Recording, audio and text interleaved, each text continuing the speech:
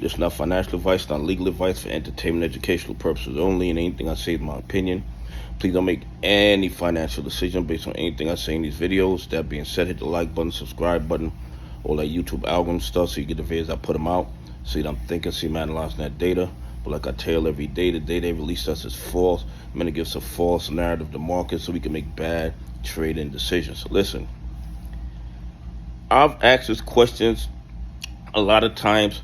Where do these guys get the authority to tokenize the shares of a company that they have no authority over? And after doing the research, the DD, they say we don't do, I've come to the conclusion that anybody technically can just tokenize any stock that they want. Well, in this current market, even though the SEC attacks cryptocurrency because they claim that cryptocurrency is a security, actual cryptocurrency being used as securities, the SEC has no problem with. The SEC has no guidelines. All someone has to do who wants to tokenize a stock is to set up a LLC that's going to be a holding. They're going to hold the real shares of the company. So Donnahue George LLC, I'm going to be a holding company for AMC shares. Now, what I do is I say that I have 2 million AMC shares in my vault. I'm holding 2 million AMC shares in my vault. Nobody's verified that. The float of AMC is only a million shares, but somehow I have 2 million AMC shares in my vault. The SEC doesn't ask. Adam Aron, the CEO of the company, doesn't ask, how could I have 2 million AMC shares in my vault? Because he doesn't care. I mean, what did he say? Not our problem.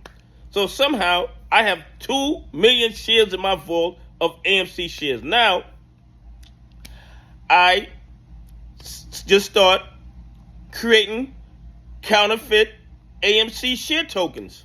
And then I call all my buddies who are short on AMC. Listen, I got false locates for you. I will give you the coins and you can use them as false locates to get around paying borrow fees on shares that don't exist, or shares that you're borrowing the same shares over and over again from the brokers who are making a killing of the AMC play. The brokers are making a killing of the AMC play, lending the same shares over and over again because they don't care either. They don't care either.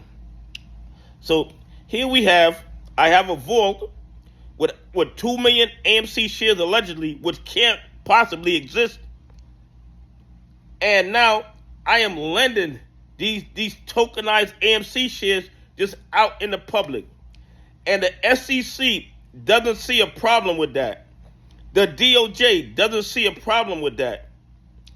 The CEO of the company doesn't see a problem with that. The CEO of AMC doesn't see a problem that the float is only 1 million shares, but I'm claiming that I have 2 million shares in my vault, that I'm holding real shares, and I'm selling these tokenized shares out in the market. Now think about this for a second. Imagine Gucci knew they only created 1 million bags. And then I set up a holding company and said I had 2 million Gucci bags in this warehouse, and I was going to sell tokenized shares of Gucci bags. And at any time you wanted, you could trade these coins in for Gucci bags that I allegedly have in my warehouse. And Gucci found out about it. Gucci would call the authorities and they would raid the warehouse, because if anything was in there, Gucci would know that it was counterfeit, and they would not allow that to continue. The SEC obviously knows that these tokenized shares, or these allegedly real shares that these holding companies have in their vault or on their books, don't exist. And they do absolutely nothing. Do you think the CEO of Trump Media would allow them to be advertising they have tokenized Trump Media shares and not run up in there with the authorities? Of course he would. Of course he would. And this to me is additional evidence why Adam Aron has to be in bed with the bad guys. Could you imagine? You are the CEO of a company and somebody says that they have more than double the float of your company on their books, and you don't knock on their door or give them a call and ask them, how can you have 2 million AMC shares in your vault when only 1 million exists and retail investors own 90% of them? But Adam Aron don't ask those questions because it doesn't benefit him. It doesn't benefit Antara. It doesn't benefit Citigroup. It doesn't benefit Citadel for Adam Aron to ask those questions. Could you imagine if you or I set up a holding company and said it was filled with Apple shares, more than double what the float of Apple was, and then we created tokens and was just lending them out to the public? We would be locked up before the end of business day. Okay? But these bad actors can do it to AMC, and the SEC, who elect they don't like crypto, has no problem with crypto when it comes to the fraudulent retail investors with crypto for AMC, with tokenized AMC stock.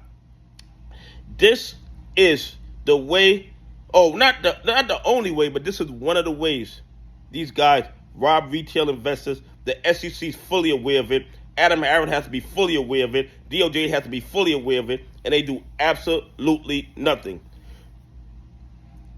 Do you guys think that if you guys put a holding company together and then made cryptocurrencies or crypto tokenized stocks of AMC and lent them out into the market, do you think the authorities would be knocking on your door? Anyway, have a great day. God bless. I appreciate y'all on this journey with me.